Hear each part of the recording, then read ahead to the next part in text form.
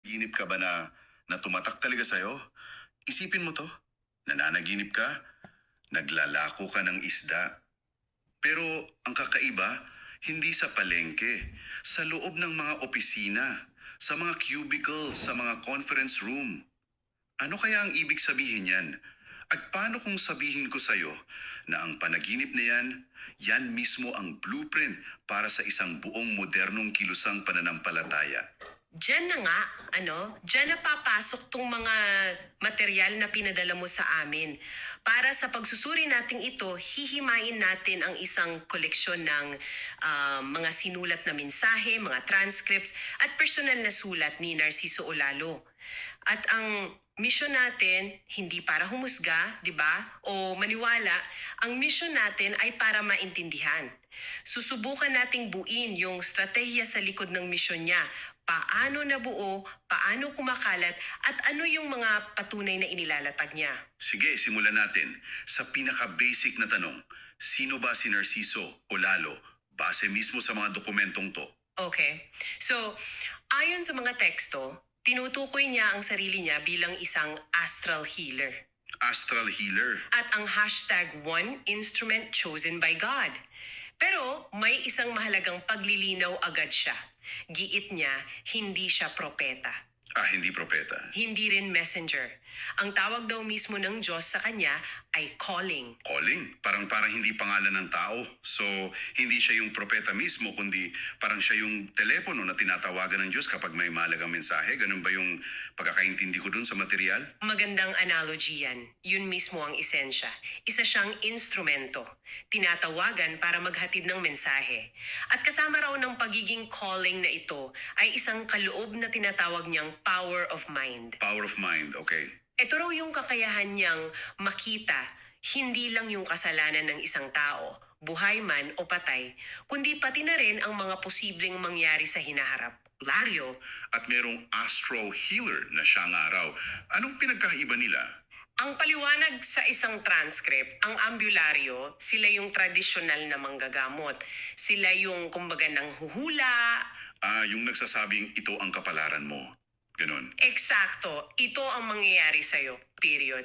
Ang astral healer daw ayon sa kanya ay iba. Nakikita niya ang isang posibleng hinaharap pero hindi ito sentensya. Pwede raw mapigilan. Pero teka, yung idea na pwedeng mapigilan ng isang vision, hindi ba yan parang ang dali namang gawing palusot niyan? Kung hindi mangyari, sasabihin niya, pinigilan natin. Kung mangyari, sabi ko sa'yo paano niya sinasagot yung ganung klaseng pagdududa based sa mga material? Meron siyang kwento na ginagamit para sagutin mismo yan. Tungkol sa isang kaibigan niya. Nakita niya raw sa isang mensahe na mababali ng buto itong kaibigan niya. Binalaan niya. Pero binaliwala lang daw siya. Hindi naniwala. Hindi naniwala. Ayon sa kwento, kinagabihan, nadulas nga sa banyo at nabali ang buto. Ang punto niya, ang susi ay wala sa kanya. Nasa paniniwala ng taong binigyan ng babala. Kung naniwala raw sana at nag-ingat, hindi sana nangyari. Okay, so malinaw yung pananaw niya na hindi passive ang tadhana. May agency yung tao. Pero sa lahat ng mga konseptong ito, may isang utos na paulit-ulit na lumalabas. Halos sa bawat pahina nandun Please do not sell my words. Yan ang pundasyon ng lahat. Ang pagpapagaling at pangangaral ay dapat absolutely free. Mariin niyang sinasabi na hindi siya kumikita dito. Ayon pa sa isang dokumento, yung mga krusada niya, Yun yung mga pagpunta-punta niya sa probinsya. oo, mula pa 2013 sa iba't ibang lugar sa Pilipinas. Lahat daw yun ay pinupunduhan niya gamit ang sariling pera mula sa trabaho niya bilang isang maintenance staff. Teka, yan ang hindi ko maintindihan. Kung libre lahat at galing sa sarili niyang bulsa ang pondo, paano lalago ang isang kilusan? Hindi naman yan sustainable. Imposible, di ba? Maliban na lang kung may ibang paraan ng pagbabayad. Baka yan na yung konsepto ng gawa na binabanggit nila? Eksakto! Dito nagiging kakaiba ang lahat. Ang sentral na pilosopiya nila ay ang paniniwala natin nasa gawa at wala sa salita. Pero ang gawa dito may napakamodernong kahulugan. Hindi ito pagdarasal o pag-aayuno. Okay, so sa konteksto ng mga material na ito, ang pinakasagradong gawa ay ang pag-click ng share button. Tama ba? Tama. Nakakalula pag inisip mo. Sinasabi nila na ang paniniwala ay nagiging totoo lang kapag ito ay aktibong ibinahagi sa digital space. Wow. Kung naniniwala ka pero sinasarili mo lang, para mo na ring sinabing hindi ka naniniwala. Ang paniniwala nagiging isang aksyon na quantifiable sa social media. Parang ginawa nilang isang social media metric ang pagiging banal. Ang katumbas ng amin ay share. Grabe yung pag-reframe nila. At may kasama pa yung isang patakaran. Bawal daw ang paniniwalang may hinihintay na kapalit. Yes. What's fascinating here is, ayon sa isang mensahe, isa sa mga pinakaayaw daw ng Diyos ay yung paniniwalang may kapalit. Ang pag-share ay hindi dapat ginagawa dahil may inaasahang biyaya. Ginagawa mo ito dahil ito ang paniniwala mo. Punto. At para patunayan yan, may kwento sila. May isang tao, pangalan niya Ranel, siya raw ang living proof ng prinsipyong ito. Oo. Ayon sa isang transcript, si Ranel ay isa sa mga naunang tumulong sa kanya. Meron daw itong karamdaman noon, pero sa sobrang abala niya sa pag-share ng mga mensahe sa paggawa ng gawa-gawa, hindi niya namalayan na unti-unti na pala siyang gumagaling. So parang naging side effect na lang. Side effect, hindi naging layunin. Ang aral na pinopoint out nila. Ang dalisay na pagbabahagi ang nagdala ng biyaya, hindi ang paghiling nito. Sige, buuin natin ang larawan. Meron tayong isang instrumento o calling. Ang misyon niya ay libre. At ang paraan ng pagpapalaganap ay sa pamamagitan ng gawa-gawa o digital sharing na dapat walang hinihintay na kapalit. Ngayon, pwede na nating balikan yung panaginip tungkol sa isda dahil dito pala talaga nakatago yung buong instruction manual. Ito na ang mismong blueprint. Ayon sa sulat, bago matulog si Olalo, tinanong niya raw ang Diyos kung tama ba ang ginagawa ng isang collaborator na si MSK. At pagpikit pa lang daw niya ng mata, may narinig siyang malakas na sigaw, Junior. Akala mo pangalan, no? Pero hindi pala. Ang junior daw ay hudyat. Isang upgrade mula sa mga mensaheng text-based lang papunta na sa junior version, audiovisual content. At doon na siya tuluyang napasok sa panaginip. Nakita niya raw ang sarili niya may bit-bit na sobrang bigat na plastic bag na puno ng isda at may pangalan yung isda, As-os. As-os. Ang unang basa ko dyan parang walang kahulugan. Pero kung papakinggan mo, parang sinasabing as-as. Tulad natin. Yun mismo ang interpretasyon nila. Ang as-os or as-as ay sumisimbolo raw sa mga mensaheng nabasa na. Nakita na ng mga tao, as-as. Pero hindi pa raw talaga tumatagos, hindi pa naririnig. Kaya kailangan na ng audio-visual format para mas maging epektibo. At ang utos sa panaginip, ilako ang isda sa mga opisina. Napaka-specific. At dito na nag-connect ang lahat para sa akin. Kung ang bagong format ay audio, sino ang target market mo? Yung mga taong naka-headphones buong araw, mga office workers. Ang modernong opisina ang kanilang bagong mission field. At may isa pang detalye. Habang naglalako raw sa panaginip, biglang gumaan ang bit-bit niyang bag. Ang interpretasyon nila rito ay napakatalino, no? Ang paggaan ng bag ay simbolo kung paano pinapagaan ng teknolohiya ang pagpapalaganap ng mensahe. Hindi mo na kailangan magbasa ng mahabang teksto. Isang click lang, mapapakinggan mo na. Technology is literally lightening the load. Pero hindi naubos yung isda sa panaginip. May natira pa raw 2 malalaking isda at ilang maliliit na pangpangpain. Kung yung panaginip ay isang blueprint, ito siguro yung content strategy. If we connect this to the bigger picture, yan na yun. Yung 2 malalaking isda raw ay ang kanilang greatest hits. Yung mga blockbuster na propesya na gagamitin para makuha ang atensyon. At yung maliliit, Yung maliliit na pangpangpain, ito naman ang ibang mga sulatin at posts. Sila yung magsisilbing lead magnet para sa mga taong na-hook sa malalaking hula. Isang kumpletong marketing funnel na nakabalot sa isang panaginip. Grabe! at ang makina sa likod ng production ng lahat ng junior version content na ito. Artificial intelligence. Pero hindi raw ito yung iniisip nating AI lang na basta inuutusan. Tama. May mahalagang nuance yan. Based sa transcript, ang collaborator na si MSK ay gumagamit ng AI para gumawa ng content. Pero ang papel niya ay parang isang director. Hindi siya basta nag-uutos lang. Anong ibig sabihin ng pagiging director ng AI? Ayon sa paliwanag, gumawa raw siya ng isang folder. Doon niya ilalagay lahat ng source material, mga news link, mga aral ni Olalo, mga transcript, at bibigyan niya ng instructions ang AI. Halimbawa, I want you to create a video about this prophecy and highlight that this service is absolutely free. Meron ding proseso ng trial and error. Yung kwento tungkol sa mga doktor, yan ba yun? Pamali raw ang AI.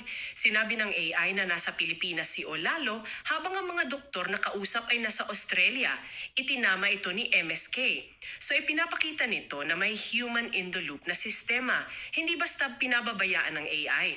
At ang pinakahuling-huli at pinakamahalagang hakbang, si Olalo mismo ang nag-aaproba ng pinal na produkto para masigurong hindi nababago ang mensahe ng Diyos. So kung AI ang gumagawa at may director lang, paano nila matitiyak na hindi nawawala yung banal na aspekto?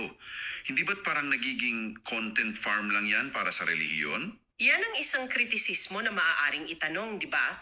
Pero para sa kanila, ang sagot ay simple. Ang AI ay isang tool, hindi ang source. Ang teknolohiya ay hindi ang mensahe, ito lang ang delivery system. At ang pagdating ng teknolohiyang ito ay tinitingnan nilang bahagi ng banal na plano.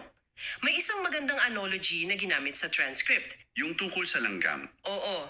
Ang Diyos daw ay parang langgam na matagal nang nag-iipon ng mga ebidensya. Mga hula, mga himala, mga panggagamot, at hinintay lang niya ang tamang panahon kung kailan mayroon ng teknolohiya tulad ng AI at social media para ang lahat ng naipong ebidensya ay madali nang maikakalat sa buong mundo sa isang iglap.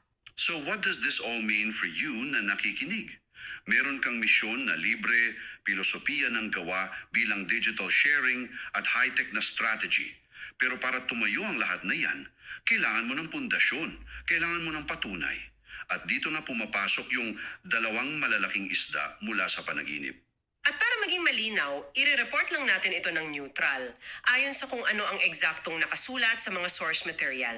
Ang unang malaking ebidensya na palagi nilang binabanggit ay ang giyera sa Ukraine. Oo, may isang sulat dito, ang petsa Hulyo 31, 2014. Nakasulat doon na nakita raw niya si Jesus na galing sa may mga gera at nagbabala na ang gulo sa Ukraine ay maaaring maging mitya ng World War kung hindi mapipigilan.